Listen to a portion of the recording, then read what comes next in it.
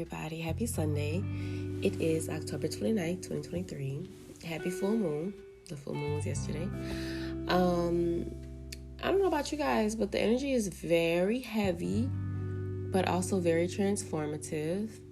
I'm definitely feeling the energy to stay in the house and to just be amongst my own energy, especially because my birthday just passed. So I am feeling very, what word do I want to use? Just very inclined to be around my own presence at the moment. And it feels very, very nice and very, very peaceful. So I am actually enjoying this hermit period. I think I kind of always have this time when my birthday comes around. But I digress.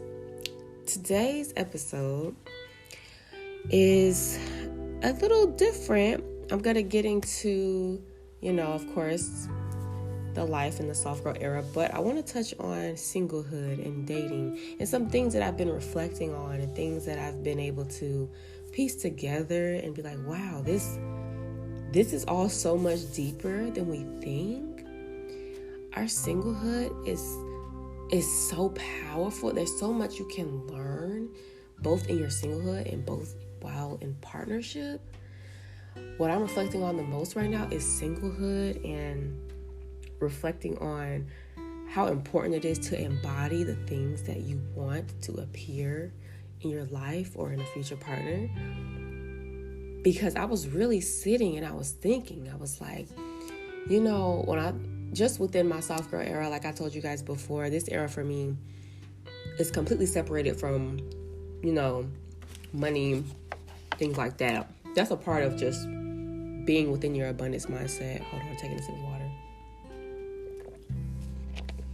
But it's also, I'd like to dig deeper into this mentality and this lifestyle because it really comes with just shifting your mind and shifting how you perceive and think about certain things, right? So I was thinking the other day, I was like, you know what? I reflect on the ways I like to be treated. And I also reflected on how I treat myself, right? So on my birthday, I had an intentional solo birthday. I spent time with friends later and the next day, but I wanted it to be a day strictly for me and to make it a time period where I really was pouring into myself. And I noticed something that really just blew my mind. I've always been aware that how you treat yourself is a direct reflection of how others will feel they can treat you, right? And I've always knew that. But on my birthday in particular, I was like, I'm going to make this day super beautiful for myself. I woke up with that intention. I made sure that I was really going to make it a day where it was filled of a day of just being around beauty and feeling joyous and feeling peaceful and feeling serene. So I literally planned my whole day out. I literally created like a whole itinerary for myself, right? So I got myself some cute, one thing about me, I'm extra. So I was like, I don't even want to buy me a birthday cake or anything like that. I'm going to literally get my own cake. I'm going to write myself a beautiful note. I got myself a beautiful bouquet of flowers that I stare at daily now because they're just so beautiful, and I legit handpicked everything, and the color contrast, it just blows my mind every morning. I did that, and then I went out to eat to this beautiful Thai food restaurant. It was so beautiful. I walked in, there were plants everywhere. It was gold-plated furniture. It was so beautiful. It had so much culture inside of the restaurant. The bathroom had flowers everywhere. It was the most beautiful thing. I think I walked into the bathroom and I almost cried, to be quite honest with you. I kind of did shed a tear, I'm not going to lie, because I love flowers and I love just beautiful cultural designs, and it was just beautiful. It had a really good energy. The food was amazing, okay? I love Thai food. And, after that, I just really was honoring how I felt the entire day. I've been reflecting on, the treatment that you would like to receive or the treatment that you feel you deserve. You need to get that to yourself first. Because what do I look like stating, I deserve this, I deserve that, I deserve this, and then I don't even give it to myself, right?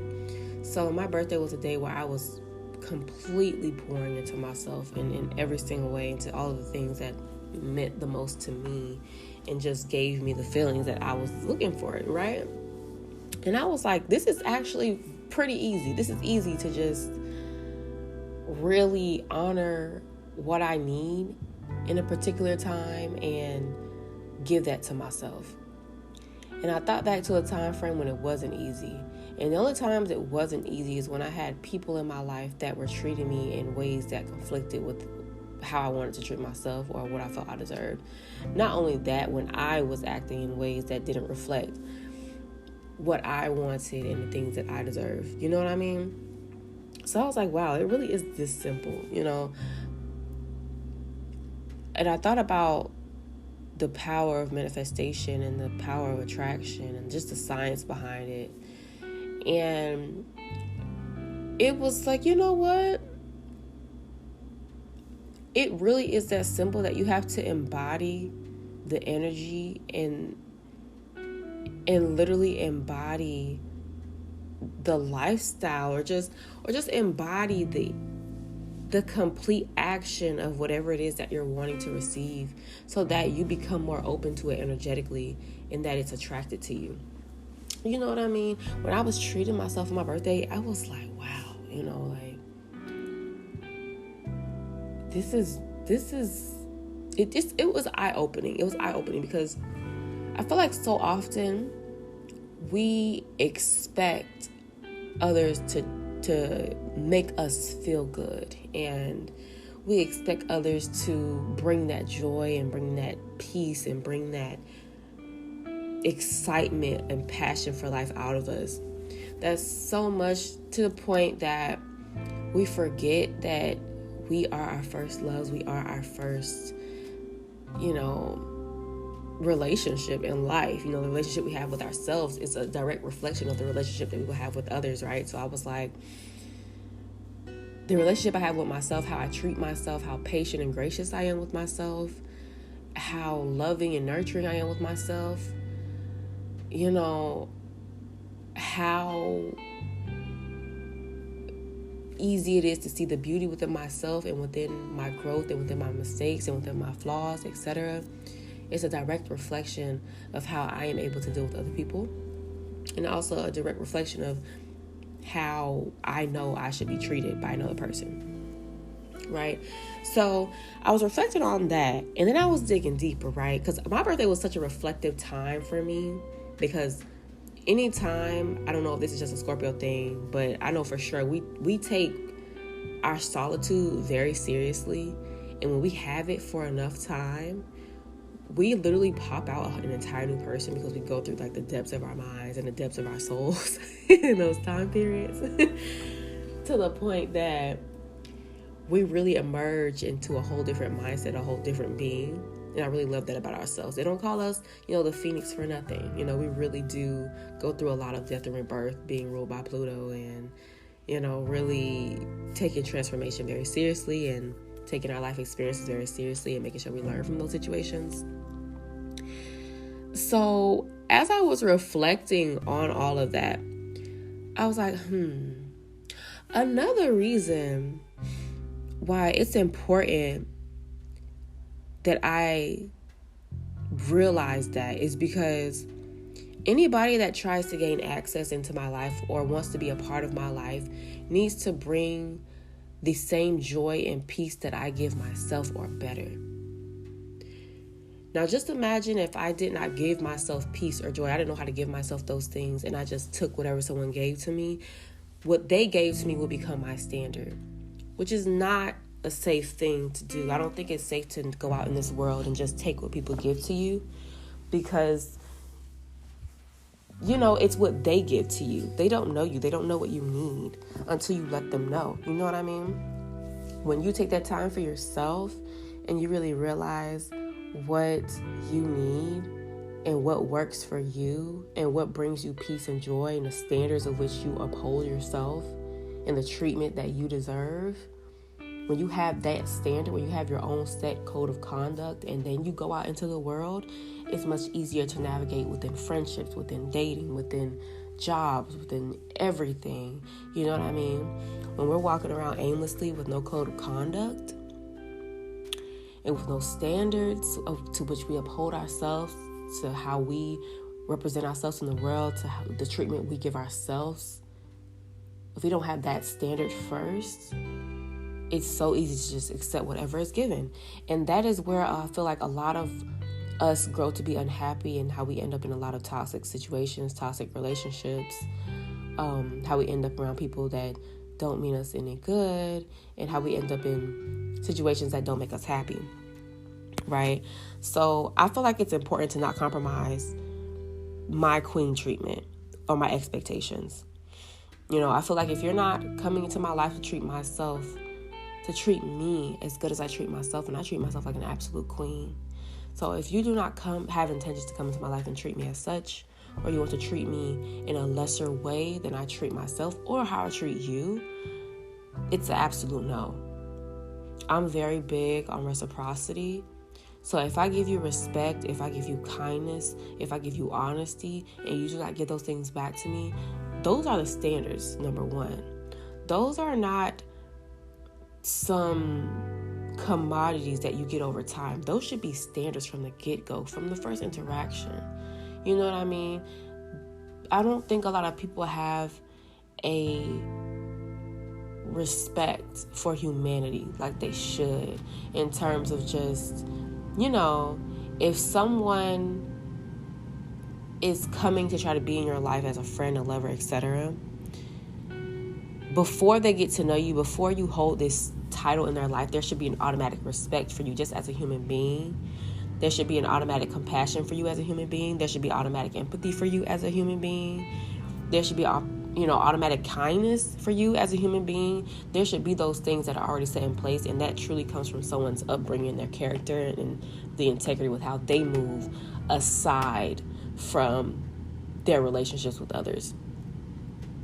And that is something that I feel like needs to be talked about more within terms of dealing with people. And for me, it was a big wake-up call, because I realized, there are certain things that I uphold that when I first meet people, I assume they have. I assume that they embody those energies because I find myself attracted to them, or because we have good conversations, etc. But you really have to evaluate someone's character before you can really decide if they deserve to be in your life. And that's just that. You know what I mean? So it's important not to compromise that treatment and have that standard and code of conduct, so that when you are interacting with others and you are, going forth within certain situations, that you are going forth in a very structured and intentional way, so you're not led astray easily. You know what I'm saying? So, I had to also be like, just because I'm agreeing to date you does not mean I will not pour into myself as much as I did while I was single. I noticed that when I would begin dating, it always felt like I was having to take away from myself. And that wasn't necessarily anyone else's fault. That was just my mindset. I think as women naturally, also we think that to pour into someone else means to take away from our own cup. It doesn't have to be that way. It doesn't have to be that way at all. It really doesn't. And, I had to learn and really prioritize the way that I pour into myself, and keep that a priority regardless of my relationship status, regardless of how busy my life gets, regardless of how things are going within my life. I am a priority, and I must pour into myself. And let's get into the science. Let's get into the energetic reasons why you should pour into yourself and make that a priority, and why it should be a steady routine. It's because, I don't know if you guys have noticed, but have you guys noticed the people who don't pour into themselves are usually the most bitter people moving forward in life? If you just think about it, the people who are bitter and resentful are the people who felt like they sacrificed themselves for something else or for someone else. And they carry that resentment and that bitterness because they did not prioritize themselves in a certain degree. And it's that blame, it's that anger that lingers within somebody. And, I feel like it's important now, if we ever come to that realization that we're not pouring into ourselves, to make that a literal habit. It's easy as brushing our teeth, you know what I'm saying? It's easy as, those daily routines. You have to pour into yourself, because if you don't, you end up becoming very resentful towards anything else that you have poured into, which most times can really deter relationships that are actually good for you, that can deter a lot of blessings that come into your life, just because you don't know how to allocate proper time for yourself or pour into yourself properly. It's so easy to blame others. That honestly, sometimes you can identify the people who benefit from you not pouring into yourself. But also, I feel like sometimes you can become blinded and think that everything is the reason why you're not pouring into yourself, rather than looking at yourself. And you can really mess up a lot of things like that. So that was an important reflection for me. I was like, I can no longer not pour into myself or put myself as a second priority to anything or to anybody's desires or expectations of me. Because if I continue to do that, then I'm not going to be happy. And that's kind of why I kind of realized I had to end certain things, and why I had to really separate myself from certain people in certain situations and certain environments, because I was realizing I wasn't honoring me and what I needed, and I was upholding other people or other situations or certain things above my peace and above my, my standards for myself. So it was a very reflective time. It was like, wow, what a nice birthday gift. It's a very nice reflective time. And when I'm honoring myself time and I'm reflecting on, how I treat myself, how I uphold myself into the standards I want and expect from other people, I realize when I honor that, I receive that. When I honor that within myself, it's something about when you honor what you need and you give it to yourself, it's just like a door opens and people come in that literally bring that as well. I've noticed that. You know how they say you attract what you are. It doesn't mean that you attract someone who's the same person as you, or you're the same kind of person as that person who may have done wrong to you. It means that your mindset, or the way that you perceive things, or the way that you treated yourself, or the standards that you upheld,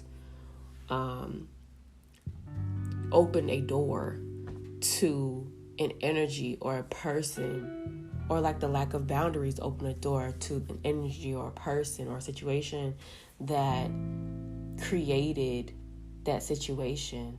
So that doesn't mean that you are that exact person or that exact situation, but it means that the way in which you operated opened some kind of door that allowed that access in. You know what I mean? So it really gets down to the nitty-gritty of knowing yourself and upholding yourself to your standards first, so that you may attract, what you're wanting to bring into your life. Because at the end of the day, we open the doors. You know what I mean? So I have some notes here that I really want to make sure I touch on everything. We must embody everything first. Everything we're wanting to desire to manifest into our life, we must embody it. That means everything. If you want to be more in touch with your sensuality, the way I began that journey was to create my home into a very sensual environment. So I have my home designed in a way to where when I walk into my sacred space, I feel ethereal, I feel magical, I feel divine, I feel sexy, I feel in touch with my feminine energy. I love flowers. Flowers make me feel very beautiful, very soft, very feminine, and so I like to keep that around my house. I have flowers everywhere. And I love the moon, because the moon makes me feel very in touch with my feminine energy and makes me feel very beautiful and mysterious and sensual. So I have a lot of moon pieces in my home as well. It's really about the energy that you're wanting. Find a way to make that manifest for you personally before expecting others to bring that to you. You know what I mean? Any energy that you're wanting, abundance for that reason, anything at all, anything that you're wanting to bring forth, find a way to bring it forth for yourself first. So that way the universe and, creator can just be like, okay, I see how you created magic and I see how you were intentional with bringing it. And I promise that's how things just flow into your life. It all starts with you. You know what I mean? Because we open the door. You must embody the energy first so that the right doors are open. And you must turn down the counterfeits, okay? The frauds, the pretenders, the mask wearers. Listen, there are many different types of people who will come into our lives. Okay? We got the fraudulent people. We got the people who I like to call mirrors. And these are the people who mimic your energy to date you, to gain access to you.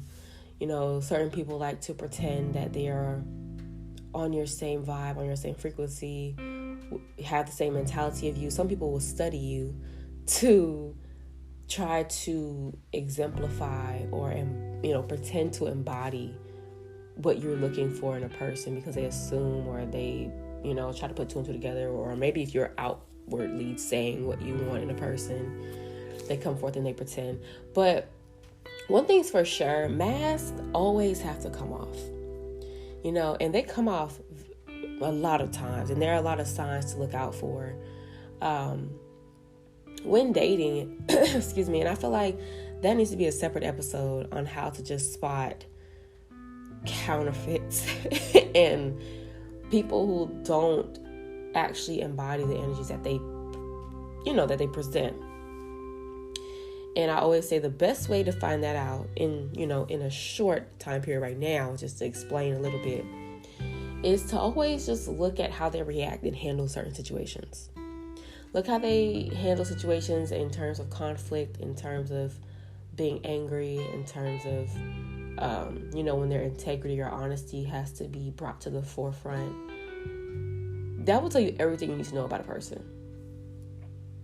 I always say, you will truly see how someone feels about you, and you will truly see how someone cares about you when you tell them no, or when you're not beneficial to them in any kind of way within a situation. I feel like when it's time for someone to be selfless in terms of just making time for you or hearing you out, etc. When it's time for someone to be selfless, that's when you're really gonna see how someone feels about you. Some people can be naturally inherently selfish. I don't think being selfish is a bad thing, but it is when you're trying to connect with people, and it is when you're trying to build community. I don't feel like you should have to sacrifice yourself or sacrifice your needs for yourself.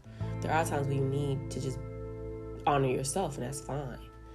But in terms of building relationships or building connections, people need to know how to honor yourself, but also honor the connections that you uphold and that you value within your life. You have to find that balance. You cannot be so about yourself all the time, because you will lose people that genuinely care about you. You really will. What else? Watch out for the energy vampires. When you step into this era, the soft girl era, your aura becomes extremely magnetic because you're pouring into yourself continuously. You're being very intentional with how you move on a day-to-day. You're, cutting out things that don't benefit you, and you're pouring into things that do. So you're literally becoming this river, this waterfall of just abundance and self-love and beauty and all this abundant energy that you become very magnetic. You become extremely magnetic. Your aura shines very brightly when you enter into this era, and you sincerely, intentionally pour into yourself, and you intentionally call your energy back, and you intentionally use it and give it out wisely. when you preserve your energy and you preserve yourself and you're picky about your energy and your energy becomes so beautiful and abundant and magnetic, you're going to attract many different types of people. And it's not just going to be the people that are good for you. You're going to attract people who want to use you. You're going to attract people who want to literally steal your light from you. You have to be very aware. And this is why it goes back to making sure you uphold your standards. You have your own code of conduct before you go out here into these streets and before you go out here interacting with other people. Because people will try to teach you how you should be treated. You have to go out there with your code of conduct and uphold people to that standard to which you will and will not accept people into your life. I feel like everyone who wants to gain access to you should go through the thorough interview and application process. What's your integrity looking like? How are you healing your traumas? How do you communicate? Are you emotionally available? Are you vulnerable? Can you be vulnerable? What are some things you're working on? Do you have the space in the heart space to have me in your life, etc., etc., etc.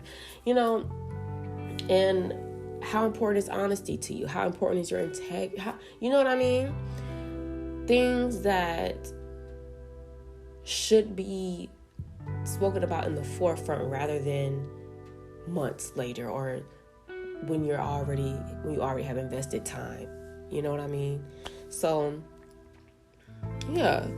Your aura becomes extremely magnetic. You have to watch out with who has access to you. You have to learn how to navigate in ways that benefit you and your goals and your desires. And, definitely advocate for yourself. Speak up for yourself. Speak up for yourself, y'all. Speak up for yourself. Advocate for yourself relentlessly.